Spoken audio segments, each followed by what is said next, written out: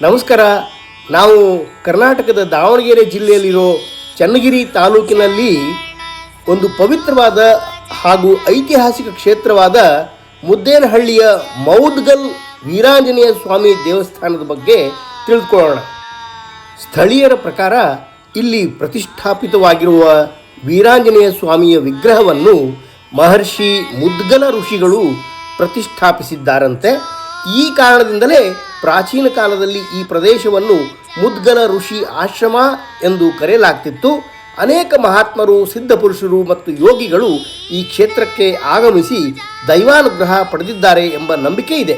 ಶತಮಾನಗಳ ಹಿಂದೆ ಈ ಪ್ರದೇಶ ದಟ್ಟ ಅರಣ್ಯವಾಗಿದ್ದಾಗ ಒಬ್ಬ ಬೇಟೆಗಾರ ಜಿಂಕೆಯನ್ನು ಬೆನ್ನಟ್ಟಿ ಹೋಗ್ತಾ ಇದ್ದಾಗ ಎಷ್ಟೇ ಪ್ರಯತ್ನಿಸಿದರೂ ಅದನ್ನು ಹಿಡಿಯಲು ಸಾಧ್ಯವಾಗಲಿಲ್ಲ. ಬಹಳ ದೂರ ಬೆನ್ನಟ್ಟಿದ ನಂತರ ಅವನು ಒಂದು ಸ್ಥಳಕ್ಕೆ ತಲುಪಿದ. ಅಲ್ಲಿ ಅವನ ಕಣ್ಣಿಗೆ ಭವ್ಯವಾದ ಆಂಜನೇಯ ಸ್ವಾಮಿ ವಿಗ್ರಹ ಕಾಣಿಸಿತು. ಆಶ್ಚರ್ಯವೆಂದರೆ ಅವನು ಬೆನ್ನಟ್ಟುತ್ತಿದ್ದ ಜಿಂಕೆ ಅಲ್ಲಿಯೇ ಮಾಯವಾಗಿತ್ತು. ಈ ದೈವಿಕ ಘಟನೆ ಬೇಟೆಗಾರನ ಮನಸ್ಸಿನಲ್ಲಿ ಅಪಾರ ಭಕ್ತಿಯನ್ನು ಹುಟ್ಟಿಸಿತು. ಅವನು ಆಂಜನೇಯ ಸ್ವಾಮಿಯನ್ನು ಪೂಜಿಸಲು ಆರಂಭಿಸಿದ. ಕ್ರಮೇಣ ಇತರ ಜನರು ಅಲ್ಲಿಗೆ ಬಂದು ಪೂಜೆ ಸಲ್ಲಿಸಲಾರಂಭಿಸಿದರು. ಈ ಸ್ಥಳದಲ್ಲಿ ಜನರಿಗೆ ಮನಃಶಾಂತಿ, ನೆಮ್ಮದಿ ಹಾಗೂ ಸಂತೋಷ ದೊರಕತೊಡಗಿತು. ನಂತರ ಜನರು ಬೇಟೆಯನ್ನು ತ್ಯಜಿಸಿ ಕೃಷಿಯತ್ತ ಮುಖ ಮಾಡಿದರು. ಹೀಗೆ ನಿಧಾನವಾಗಿ ಈ ಪ್ರದೇಶದಲ್ಲಿ ವಸತಿ ಬೆಳೆಯಿತು ಮತ್ತು ಮುದ್ದೇನಹಳ್ಳಿ ಒಂದು ಸಮೃದ್ಧ ಗ್ರಾಮವಾಗಿ ರೂಪುಗೊಂಡಿತು. ದೇವಸ್ಥಾನದ ಪುನರುತ್ಥಾನ ಕಾರ್ಯ ಈಗ ಭರದಿಂದ ಸಾಗ್ತಾ ಇದೆ.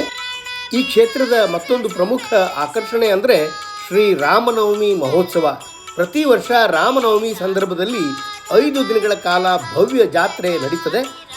ಈ ಸಂದರ್ಭದಲ್ಲಿ ವೀರಾಂಜನೇಯ ಸ್ವಾಮಿಯ ಅದ್ಧೂರಿ ಮೆರವಣಿಗೆ ಕೂಡ ನಡೀತದೆ.